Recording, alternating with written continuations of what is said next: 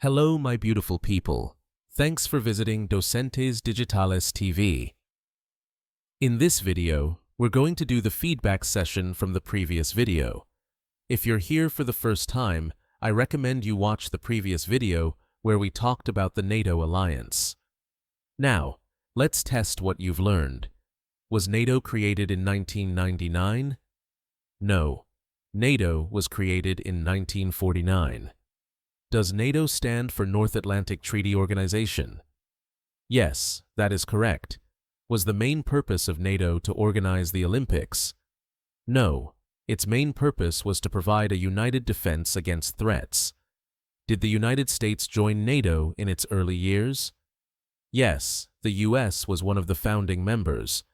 Does Article 5 say that every country fights on its own? No, it says that an attack on one member is an attack on all.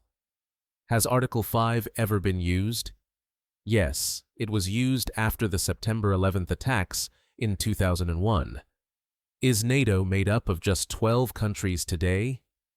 No, today NATO has over 30 member countries. Does NATO have its own army? No, it relies on the military forces of its member nations. Is NATO involved in only military operations? No, it also works on peacekeeping, disaster response, and cybersecurity. Is NATO just about weapons and war?